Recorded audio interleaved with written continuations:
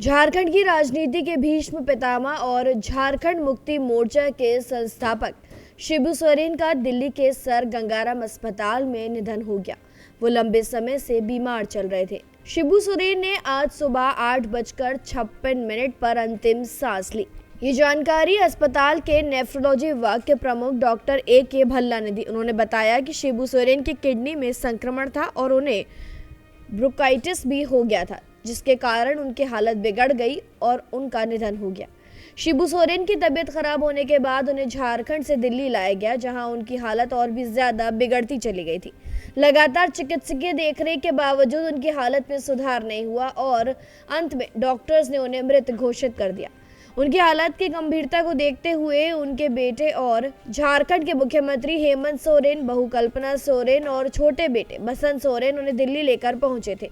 इस दौरान राष्ट्रपति द्रौपदी मुर्मू और झारखंड के राज्यपाल संतोष गंगवार भी अस्पताल पहुंचे और उनका हालचाल जाना था। पूरे झारखंड में उनके निधन की खबर से शोक की लहर दौड़ गई है। 1944 में रामगढ़ जिले के नेमरा गांव में जन्मे शिबू सोरेन का जीवन संघर्ष और आंदोलन का प्रतीक रहा। उन्होंने आदिवासी अधिकारों, जल जंगल जमीन और क्षेत्रीय पहचान को लेकर लंबी लड़ाई लड़ी। उन्होंने झारखंड मुक्ति मोर्चा की स्थापना की और झारखंड को बिहार से अलग राज्य का दर्जा दिलाने में अहम भूमिका भी निभाई। राज्य के गठन के बाद वो 3 बार झारखंड के मुख्यमंत्री बने और 7 बार लोकसभा सांसद चुने गए।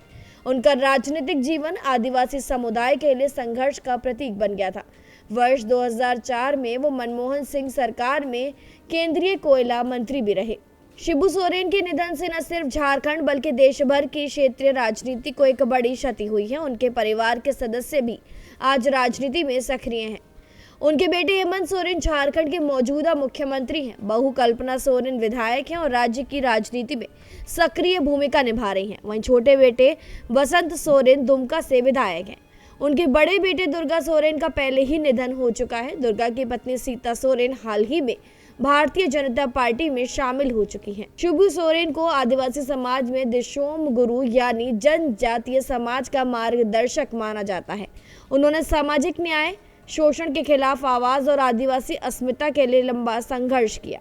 उन्होंने जीवन भर सत्ता से ज्यादा आदिवासी हक की राजनीति को प्राथमिकता दी। उनके निधन की खबर मिलते ही झारखंड भर में शोक की लहर दौड़ गई है। विभिन्न राजनीतिक दलों, सामाजिक संगठनों और आम नागरिकों ने उन्हें श्रद्धांजलि दी है।